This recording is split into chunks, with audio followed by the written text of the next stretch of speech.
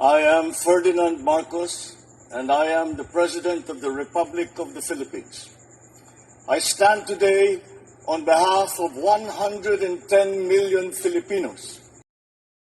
Hi everyone, hello universe, it's me again. Nako mga best, shout out sa inyo mga kababayan. Sa mga Marcos Loyalist supporters, Filipino and OFW, hello. Nako, it's race back time mga kababayan. Nako. So alam po naman natin mga kababayan, nagnganganak ang mga Duterte sa social media.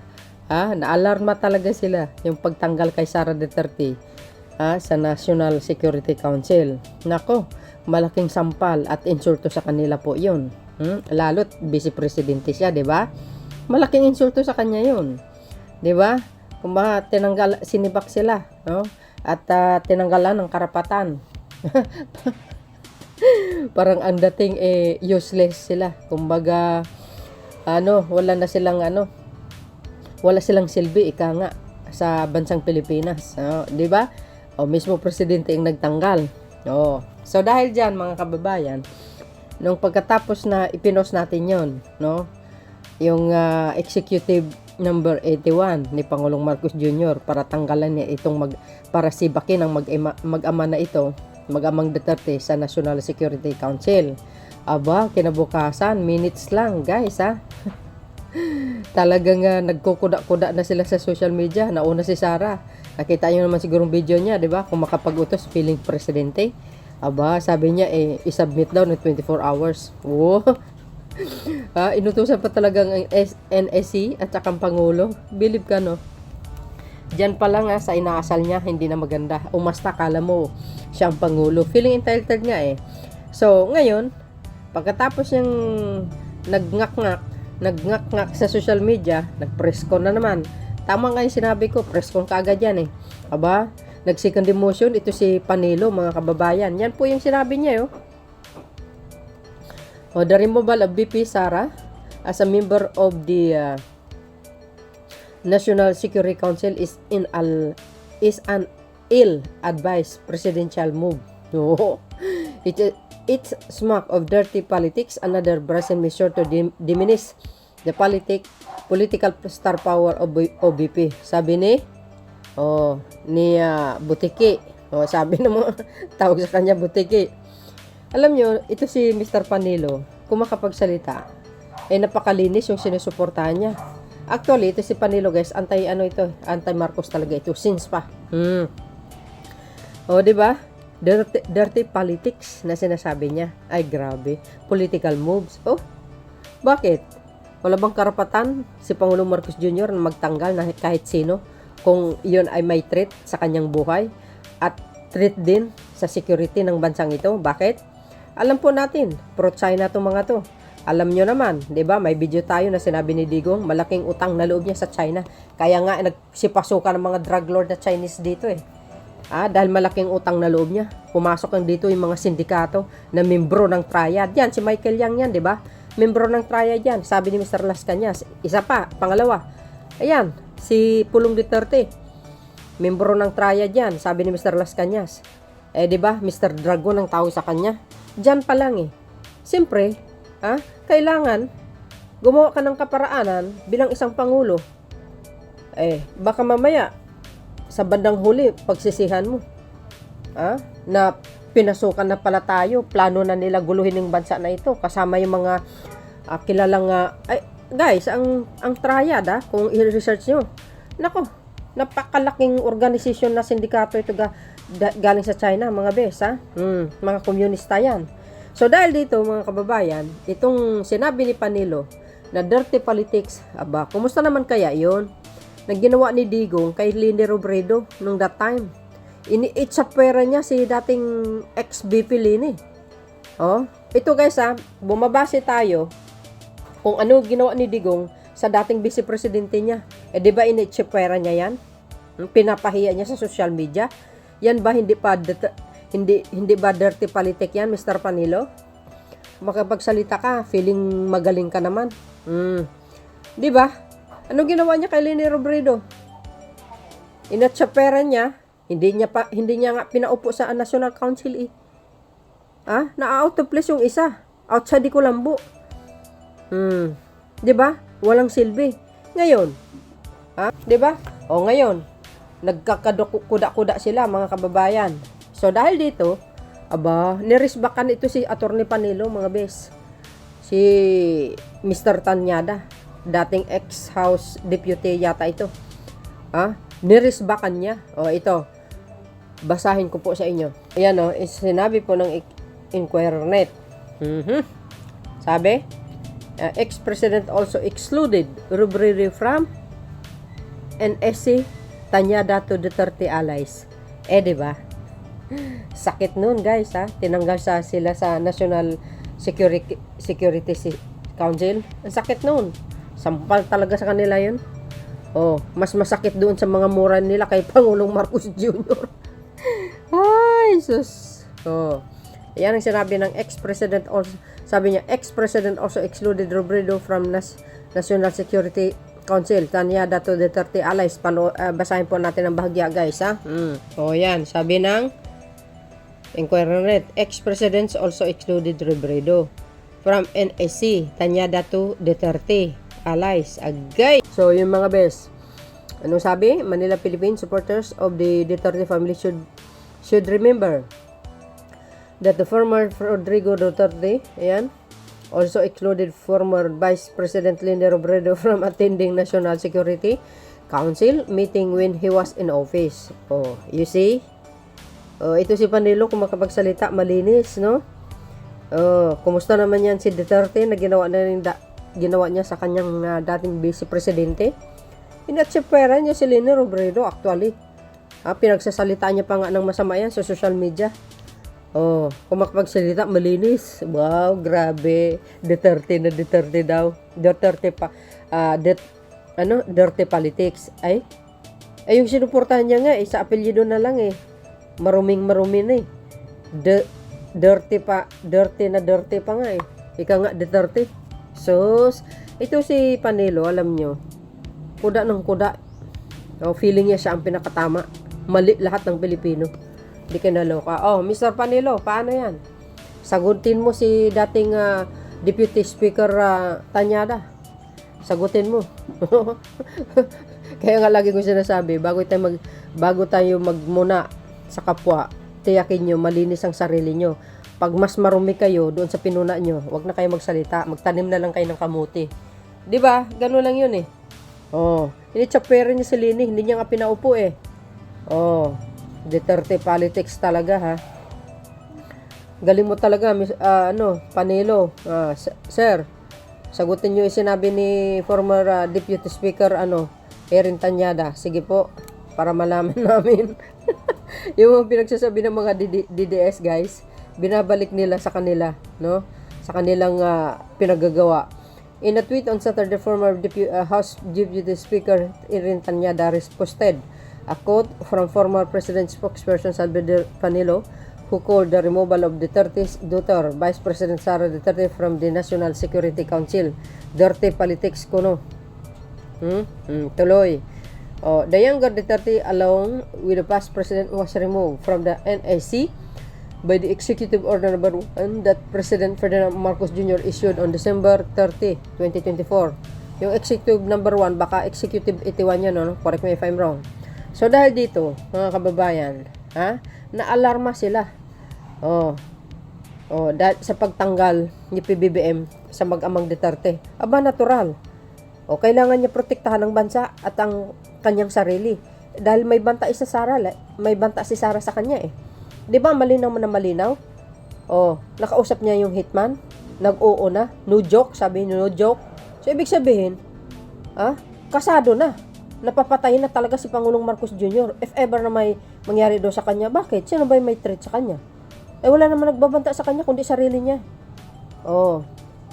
Kailangan ng Pangulo gumawa ng hakbang. Natural lang. 'Di ba? Nalalagay siya sa alanganin. Hindi basta-basta po 'yun. Mismo Vice Presidente nagbanta. Bakit? Remember, bilyonaryo itong mga Duterte family. Kaya nila magbayad ng tao. Magpatay ng tao. Kayang-kaya nila yan. Kahit ilan pa yan, kaya nilang bayaran. Tagwa 1 million para patay lang ang Pangulong Marcos Jr. May kakayahan si Sara Duterte, vice presidente siya. Bilyonaryo mga yan. Oh, 'di ba? Sanay na sila pumatay ng tao eh. Bakit? Nasabi ko 'yan, 'di ba? Yung papa niya at si Sara din naibanggit ni Mr. Las Cañas na si Digong nagbabayad talaga yan para pumatay ng tao. Kidnap po ransom nga eh. May video ako diyan. Oh, ganun din si Mutabato. Mga hitman niya yan. Davao Death Squad. DDS yan, mga yan. Pumapatay talaga. Kaya nga nag-confess sila sa mga ginagawa nila eh. Dahil utos ni Mayor. Kaya nga nasasabi natin, may kakayahan si Sara Duterte na pumatay. Oh, mga kababayan. Oh, yung dating teacher nga eh. Sinabi niya magbayad ng 50 million para patayin si Duterte na ginawa. Hinuli ka agad.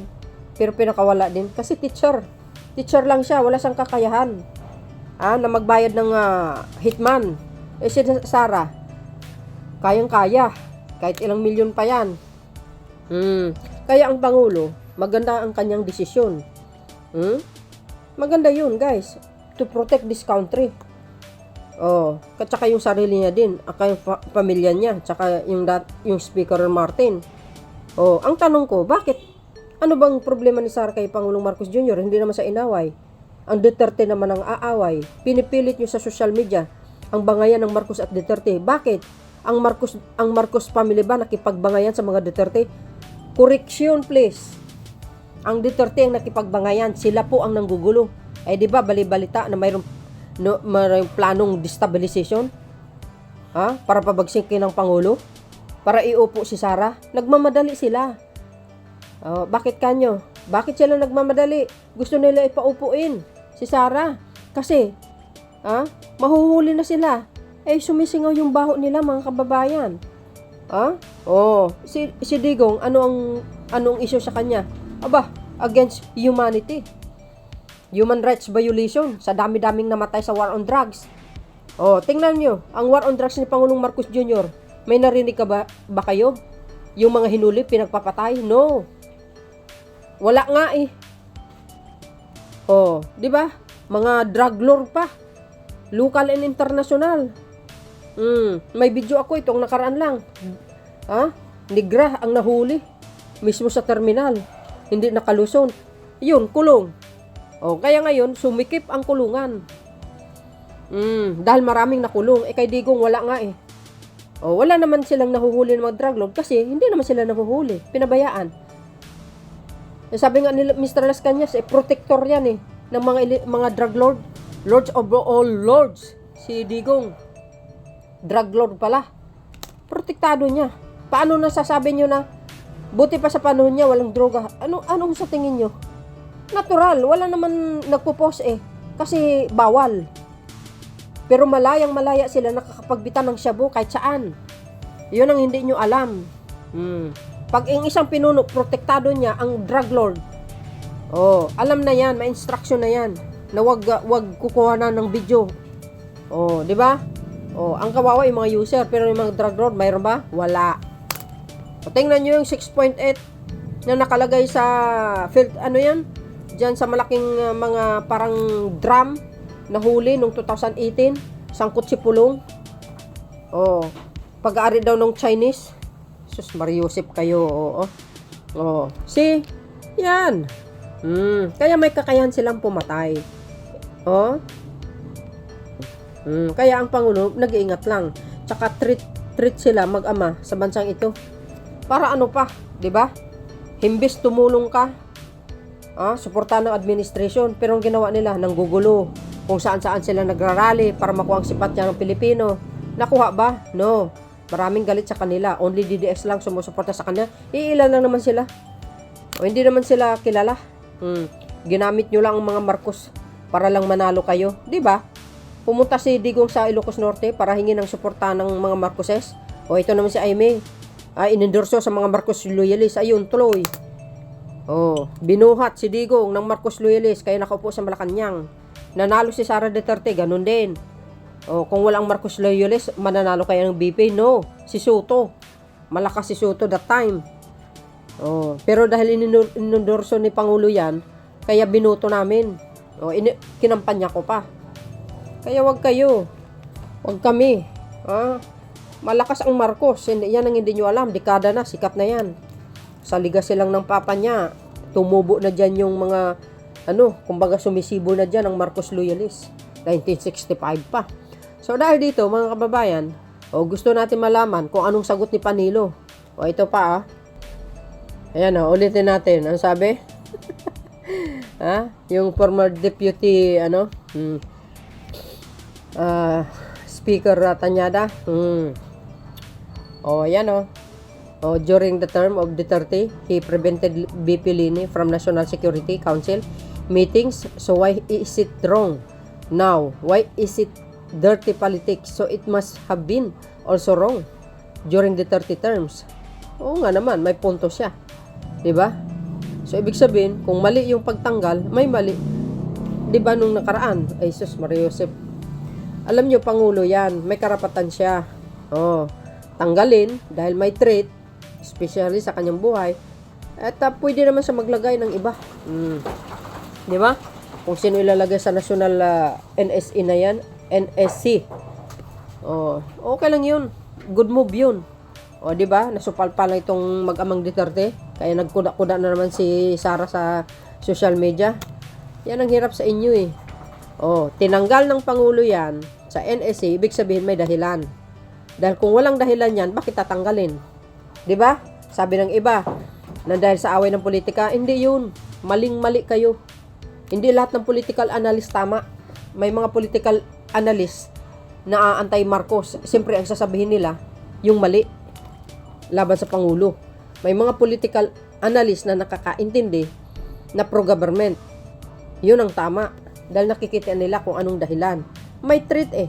So tama yun. Pag sinabi mong dirty politics, bago ka magsalita, siguraduhin mo na malinis ka. Pero pag hindi ka malinis, nakasing baho ka ng tae ng pusa, huwag ka na magsalita. Magtanim ka na lang ng kamuti. 'Di ba? Sumuporta ka na lang sa gobyernong ito. Mas maganda pa. Baka matuwa pa sa iyo ang taong bayan. Ganun dapat ang ginawa ng mga Duterte.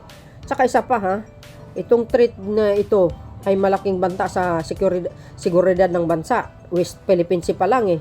Nakikita mo ba? Pinagtatanggol ng mag-amang Duterte ang West Philippine. No, hindi. Walang pagtatanggol. Si Sara pa lang no comment. Kasi sabi ni Digo, malaki ang utang na loob nila sa China. Malaki ang naitulong nila ng China sa kanila. Hindi, 'di ba? Nasabi po natin, si Sara Duterte, pag tumakbo sa 2028 yan, malaki ang pakinabang ng China diyan. Yan ang pakatandaan nyo, mga kababayan. Baka hindi lang pugo. Kaya yan ang pakaingatan natin. Huwag natin iupo yan. Tsaka isa pa, immature. Walang alam sa pamumuno. 'Di ba? Walang alam, kaya palpak ang pamumuno niya sa DepEd. Nagkanda litse-litse. Pati yung pundo niya, ginastusan sa walang katuturan. Kaya ngayon, yun, nag-file ng impeachment. Ang ibang kababayan natin, especially yan sila Congressman Castro, laban sa kanya. Kasi, kurakot nga eh. Kinurakot siguro. Biro mo, bakit nasabi kong kurakot? Kasi, ang daming pangalan lumalabas. Si Piatos, wala naman record sa PSA yan eh. Anong ibig sabihin nun? Nasaan napunta ang pera? Bakit hindi mapailiwanag? Nasaan yung mga resibo? Dapat isinumiti nga nila yan sa house eh. Habang nagdidinig dyan sa hearing, wala naman silang isinumiti na resibo. Kaya nanggalaid sila. Kasi sinita sila ng house. Dahil sa confidential fund yan. Corruption. Di ba? Kaya yan. Kaya nagkanda ugaga sila ngayon, nagngangakak sa social media.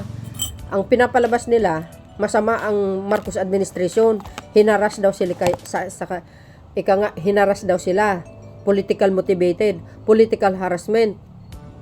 Dirty politics, kaloka. Saan kayo niyan? Napakalinis ng Duterte admin, di ba? Walang namamatay sa war on drugs. Sabi ng mga dilis, kurakot daw si Pangulong Marcos Jr. Ay wow. Binabaliktad talaga. Kumusta na kaya si Sara, no? Yung 612.5 million, nasaan kaya yun? Yung 51 billion, bakit binaha ang Davao ngayon? O, tingnan nyo nga, confidential fund ni Baste, lumubo. Kayo talaga, oo. Nasaan yung 11 million? Sa Parmale, overpriced. Sinong kumita? Di yung Chinese na drug lord. Diba? 90 billion, nawala sa PCSO. Sabi ni Congressman Dan Ferrande, tinanong niya kay Garma. Yun, binulsa siguro. Naghati-hati sila. Tapos sasabihin nyo, dirty politics. Ay, dirty nga. Dirty politics, itong pagtanggal sa NSA. Ay, sus, Mariusos, Mr. Panilo. Hindi po ako bugado. Maliit na tao lang ako. Poor lang ako. Pero nakikinig ako. Nanonood ako. May utak din ako. Alam ko yung sinasabi ko. Di ba? Ikaw naman kasi, Mr. Panilo, alam mo naman, abogado ka. Sabihin mo pa, dirty politics. Yung ginawa yung boss mo, dirty ba yun? Ginawa niya kay Lini Robredo? Hindi siya pera niya. Pinaupo niya ba? Wala. Kasi masama ang pag-uugali ng puon mo. Di ba? Kasi mga kababayan, nung panahon ni Pangulong Marcos Sr., tinanggal niya din po yung kanyang vice-presidente. Pero ibang istorya yun. Pero ito lang ang nakikita ko. Hindi basta-basta magtatanggal ang isang pangulo sa isang politisyan ng pinakamataas tulad ni Sara Duterte kung walang dahilan. Yan ang pakatandaan nyo. Doon lang po yun. Hindi magtatanggal yan kung walang dahilan. Pero dahil may dahilan, natural tatanggalin. Ganon din ang ginawa ng dating Pangulong Marcos Sr. Katulad nito. Di ba? Di ba yan, guys? Yun yung kanyang yung kanyang former Vice President, si ex-Vice President Fernando Lopez, tinanggal niya sa pwesto bilang, tinanggal niya sa NSC. Di ba? Sa National Council. Ibig sabihin, may kadahilanan po yun. Yan ang alamin nyo kung gusto nyong alamin. Di ba? Siguro kasabwat ito nung nung mga kalaban ni dating Pangulong Marcos Sr. May dahilan po yan kung bakit tinanggal. Ganon din si Sara, tinanggal. Di ba? Treat sila sa bansa Dapat lang. Wala naman siguro si Raulo. Tatanggalin mo isang tao na walang kadahilanan. Ibang story yun, guys. May tama ka na sa utak pag ginawa mo yun. So dahil dito, sana makita ni Panilo ito at sagutin niya si Mr. Tanyada. 'Di ba? Sampal sa kanya ito, guys. Feeling malinis kayo talaga sana po pagdasal na lang natin ang bansa natin na magkaroon ng kapayapaan. 'Di ba? 'Di ba? Pagkakaisa, tumulong na lang sa kapwa. Ayun naman ang isa sa mga ugali ng Pilipino. Ang magkawang gawa, tumulong. Share your blessing to others. Like our President Ferdinand Marcos doing. 'Di ba, guys? 'Di ba? Tumutulong sa mga maralita. At least nakikita nyo kung saan napupunta ang pera ng bayan. Hindi tulad ng iba, binulsa. Well, anyway. So, yun, guys, ang pinaka-latest updates video ko sa inyo. Ano pong kapalagayan nyo? Well, ako, kung anong tama, yun ang dapat gawin. Kung anong masama, yun ang dapat iwasan. Thank you for watching. See you again on my next upload video. Bye, bye, bye. And baboos. God bless Philippines.